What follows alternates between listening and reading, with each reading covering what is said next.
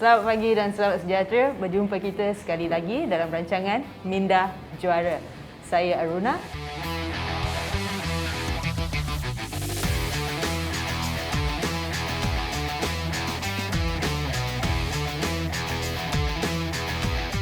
Kita akan bersama-sama lagi sekali untuk mengenali dan mempelajari bagaimana untuk menjadi seorang juara bukan saja dari segi fizikal tetapi juga dari segi minda anda. Adik-adik, homework yang saya bagi ni dah biasa buat ke? Ke tinggalkan sahaja? So, biasakan buat latihan-latihan diberikan supaya anda lebih faham tentang apa itu psikologi sukan dan macam mana kita nak memahiri kemahiran psikologi sukan itu sendiri. Sebab dengan menguasai kemahiran minda ini, sebenarnya ia akan membantu kita untuk selangkah lebih ke depan untuk menjadi seorang juara. So, ingat benda tu ya. So, apa tunggu lagi? Jom kita ke episod hari ini.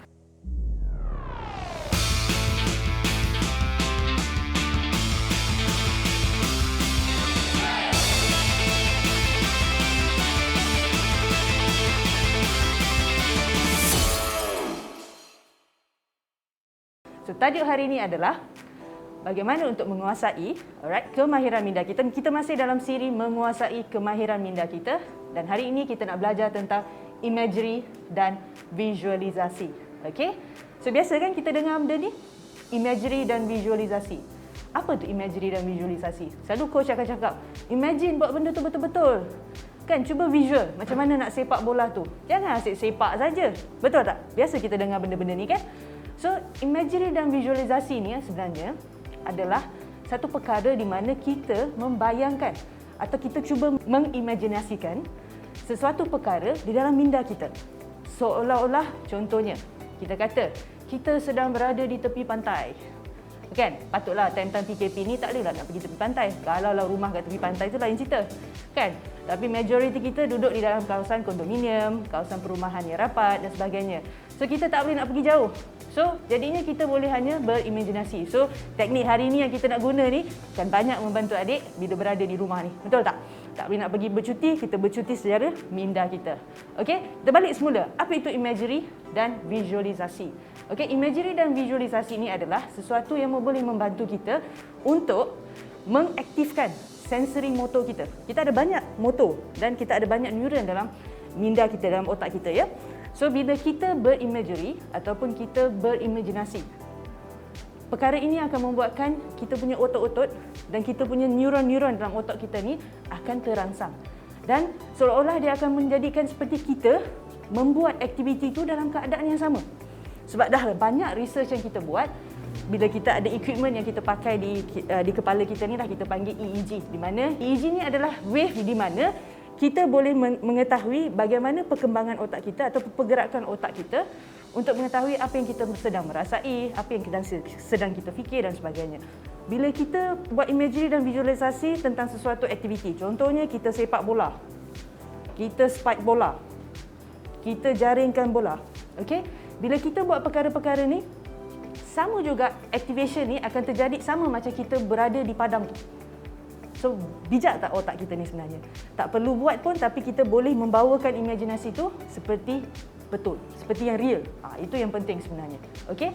So, ada dua perkara yang kita kena bezakan. Kan? Satu ialah apa itu imagery dan apa itu visualisasi. Ada beza tau. Okey, kita pergi kepada visualisasi dulu. Okey? Visualisasi ni adalah kita mengimajinkan sesuatu atau kita menggambarkan sesuatu. Selalu orang tua-tua cakap, kita ni berangan. Tapi janganlah jadi berangan macam Pak Jenin. Okey? Jangan berangan saja jatuh daripada pokok kelapa kan tak pasal. Kan? So, kita nak menjadikan kita punya imajinasi ni sebagai satu di mana kita boleh mengimajinkan sesuatu perkara. Itu visualisasi. Tapi, contohnya sekarang, saya kata, cuba bayangkan sebuah kereta. Boleh tak bayangkan sekarang? Kereta tu kereta apa? Myvi, Honda dan sebagainya. Kita boleh bayangkan kereta sebab biasa kita dah lihat kereta tu. Banyak kereta kita dah lihat. So, visualisasi akan jadi mudah bila kita tahu apa yang kita nak bayangkan. Dan seterusnya, imagery. Okey? Imagery ni sama juga tapi ada beza sikit. Tadi kita imagine saja, kita menggambarkan sahaja. Okey, kita membawakan bayangan tu sahaja. Tetapi imagery ni adalah kita menggunakan 5 deria kita. Iaitu deria penglihatan kita, deria pendengaran kita, deria bau kita, okey, deria rasa dan deria sentuh. Ada 5 perkara yang kita akan buat bersama-sama.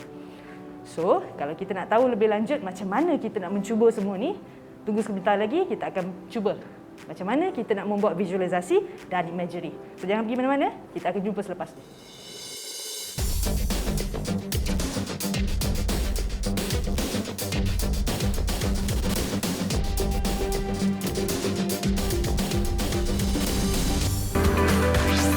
Didik TV KPM.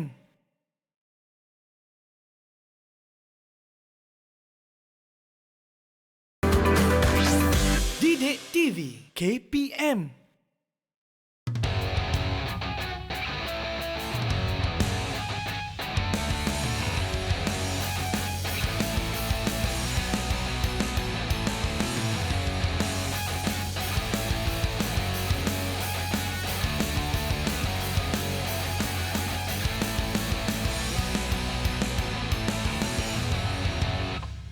Okey adik-adik, tadi kita dah tengok apa beza antara visualisasi dan imagery. Okey, sebenarnya visualisasi dan imagery ni boleh membantu kita untuk merangsangkan fiziologi kita, tahap fiziologi kita juga. Daripada kadar denyutan jantung kita, lepas tu cara kita berpeluh dan sebagainya. Ia akan membantu kita. Kalau betul-betul kita dapat buat aktiviti ni dengan betul-betul, pada akhir aktiviti ni adik-adik akan rasa goosebump. Adik akan rasa yang adik dah berada di situ sebenarnya. Okey, alright. Mungkin banyak aktiviti yang adik dah pernah buat tapi tak apa. Kita cuba lagi sekali untuk memahiri aktiviti-aktiviti ni. Okey, yang aktiviti yang pertama adalah pastikan adik duduk dengan keadaan yang relax. Okey, pastikan duduk dengan relax dan santai. Pastikan tulang belakang straight. Okey, tegak. Jangan duduk macam nak pergi kedai kopi contohnya. Okey, pastikan duduk dengan secara tegak. Okey. Sekarang kita tutup mata kita. Tapi sebelum tu, ingat lagi tak cara nak bernafas? Okey? Sepanjang aktiviti-aktiviti yang datang ni, kita akan menggabungkan beberapa aktiviti bersama. So, hari ni kita akan menggabungkan aktiviti bernafas. So, ingat lagi tak? Bernafas, perut kena kembung. Bila kita keluarkan nafas atau kita hembus, perut kena kempis. Jangan terbalik pula. Alright, okey. So, kita akan tutup mata, relax. Okey? Alright, dah tutup mata. Okey, ikut saja apa yang saya cakap. Okey, jangan rush. Okey, pastikan adik tutup mata, relaxkan diri anda sekarang ni. Okey.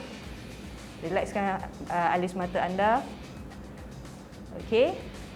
Sekarang tarik nafas sedalam-dalam dan hembus. Boleh pakai mulut ataupun boleh pakai hidung, tak salah. Tapi jangan hembus secara sangat kuat. Okey, tarik nafas lagi sekali. Okey, hembus. Sekali lagi. Dan hembus. Okey. Sekarang biarkan fikiran adik. Jangan fikir apa-apa lagi. Okey, biarkan fikiran tu. Saya tahu banyak akan berserabut dalam kepala otak tu. Tapi biarkan saja. Okey, biarkan perasaan apa yang adik tengah fikirkan tu. Okey? Alright, apa yang sedang berlari dalam minda anda tu. Biarkan sekejap. Seketika. Dalam 10 saat.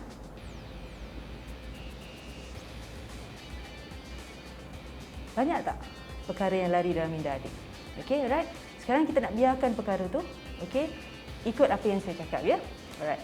Sekarang cuba bayangkan seekor gajah. Gajah tu besar ke? Kecil ke? Gajah ada apa? Ada belalai. Boleh tak bayangkan belalai gajah tu sekarang? Gajah tu dah ada rupa belum? Okey, telinga gajah yang capang yang besar tu dah ada belum? Okey. Pastikan belalai ada. Okey. Adakan ekor dia. Gajah ada berapa kaki? Ada 4 batang kaki. So jangan pula ada 3 batang kaki pula tiba-tiba. Kan kesian gajah tu tempang. Okey, pastikan ada 4 kaki. Boleh tak ikut saya? Boleh tak bayangkan seekor gajah ni? Gajah ni warna apa? Dia agak kehitam-hitaman dan kecoklat-coklatan sikit. Okey. Alright. Tengok gajah tu. Tengok saja. Comel tak gajah tu? Gajah kita macam dalam kartun ke macam dalam zoo? Okey, dah tengok gajah tu. Alright, sekarang pelan-pelan buka biji mata anda. Berapa ramai yang boleh dapat bayangkan gajah tu? Kita boleh visualisasikan gajah tu. Kalau boleh, angkat tangan. Okey, alright. Saya beranggapan adik-adik dapat bayangkan gajah tu. Senang kan? Sebab kita dah biasa tengok gajah. Alright. Mungkin kalau tak dapat tu, kena pergi tengok gajah balik. Kalau lain lah, kalau anak buah saya ni memang tengok dalam TV saja. Mungkin dia tak boleh nak bayangkan lah.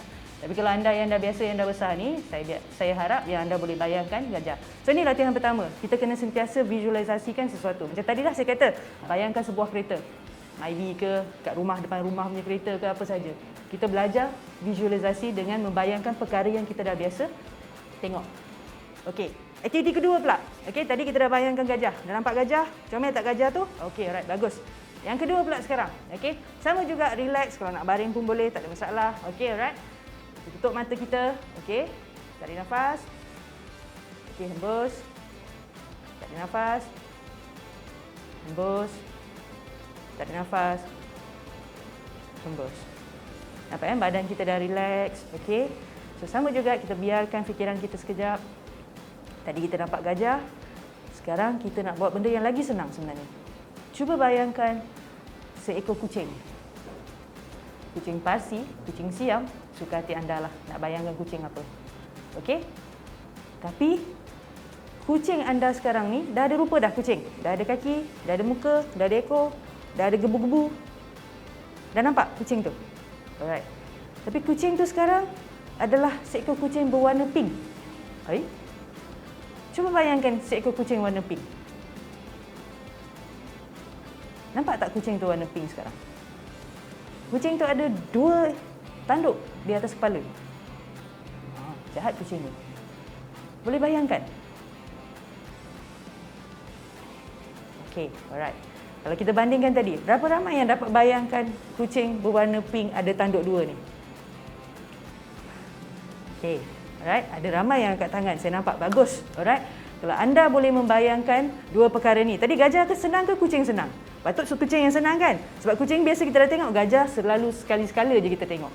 Tapi kucing ni biasa kat rumah, ramai rumah ada kucing dan dia belai kucing tu semua kan? Tapi tiba-tiba ada tak pernah nampak kucing warna pink? Tak pernah kan? So bila kita menambahkan sesuatu di luar daya imajinasi kita. Kita tak pernah pun tengok benda tu. Tapi kita nak masukkan dalam benda tu. Kenapa penting kita nak buat perkara ni? Saya tanya balik dengan adik-adik. Kalau adik belum sampai ke podium, belum lagi dapat kalung pingat lagi. Senang tak kita nak imaginekan benda tu? Sama macam gajah. Kita mungkin boleh imagine diri kita membuat latihan saja. Tapi kita belum sampai lagi dekat podium tu. Jadi kita susah nak tengok macam mana keadaan kita berada di atas podium, ambil pingat. So, ambil pingat dan ambil dekat podium ni sama macam kita bayangkan kucing berwarna merah ni. Salah. Kucing berwarna pink ni. Okey, right? So, aktiviti ketiga. Kita dah nampak tadi, kita dah ada gajah, kita dah ada kucing. Okey, kita nak pergi ke manusia pula. Okey, right? Sama juga kita nak buat visualisasi.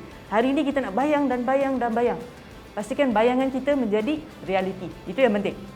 Right? Okey. So, aktiviti ketiga pula. Okey. Kita tarik nafas lagi sekali. Tutup mata. Okey, tarik nafas. Hembus. Alright, tarik nafas lagi sekali. Hembus. Kita tarik nafas lagi sekali. Dan hembus. Alright, dah relax. Okey. Kita dah nampak gajah tadi, kita dah nampak kucing tadi, kucing warna pink, comel. Okey. Sekarang saya nak adik-adik bayangkan adik-adik berada di atas podium. Terpulang, pingat emas, pingat perak, pingat gangsa, terpulang pada adik-adik. Bayangkan diri adik sedang berada di atas podium tu. Sukan terpulang pada adik. Sukan apa? Sukan masing-masing. Sukan bola jaring, bukan sukan bola sepak, sukan bola tampar, apa sahaja. Olahraga. Boleh tak adik gambarkan diri adik berada di atas podium tu? Seronok tak bila kita dapat bayangkan diri kita ni berada di atas podium? Ini sebenarnya powerfulnya. Kenapa kuat kuasa kita punya daya imajinasi kita. Kita belum sampai lagi, tapi kita dah merasakan diri kita dah melakukan aktiviti itu. So kalau contoh kita pergi kepada kejohanan, alright, kita pastikan yang kita boleh buat imagery dan visualisasi ni. Okey, tadi kita dah cerita pasal 3, kita nak pergi ke 4. Alright, okey. Aktiviti keempat. Aktiviti keempat kita ni adalah imagery. Okey, imagery ni yang tadi kita kata masukkan 5 deria. Betul tak? Kita lihat, kita dengar, kita bau, kita rasa dan kita sentuh. Okey, semua orang dah biasa kan relaxkan badan anda masing-masing, sama juga aktiviti dia. Alright, relax, tarik nafas. Okey, duduk secara relax, okey, santai. Okey, Tutup mata. Okey. Sekarang bayangkan ada sebiji oren di atas tangan adik. Cuba sentuh oren tu. Lembut tak oren tu? Apa tekstur oren tu? Cuba bawa dekat hidung adik tu. Ada tak bau oren tu? Manis tak oren tu? Cuba bau. Cuba bau oren tu sebab kita dah biasa ada oren. Kita bau oren tu. Wangi kan oren tu? Siapa yang boleh follow?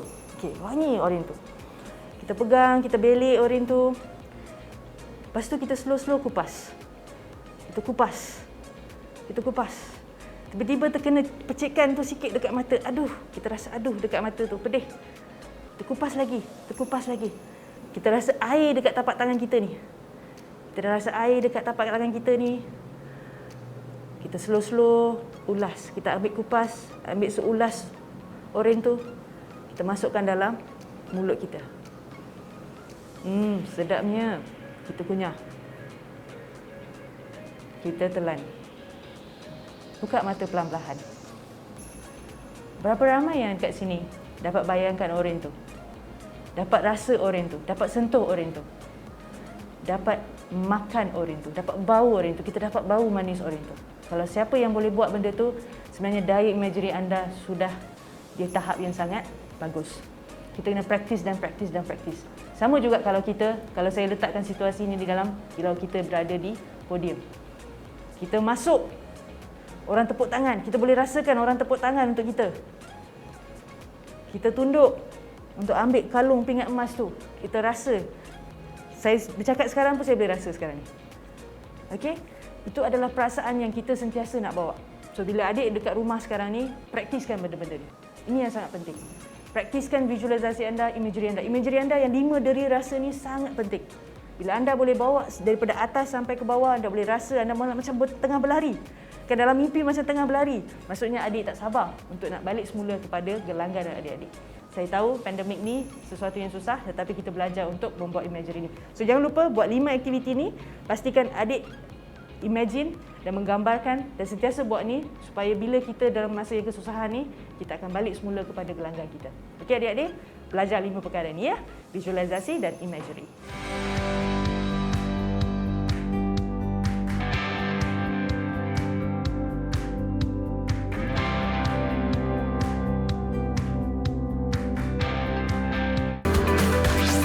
Didik TV KPM.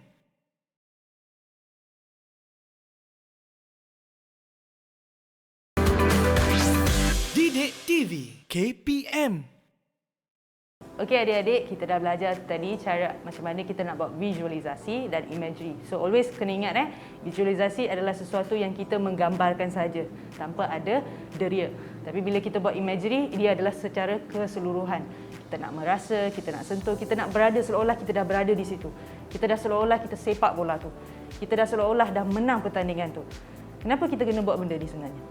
Apa yang kelebihan yang kita boleh dapat daripada membuat sesi imagery dan visualisasi ni?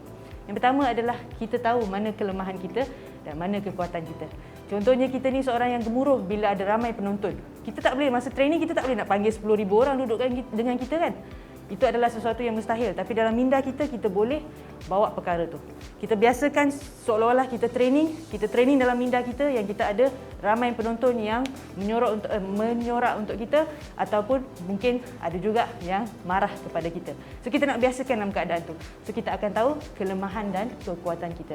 Kedua adalah kita akan sentiasa berasa bermotivasi. Sebab kita tahu apa yang kita look forward, kita kata kan.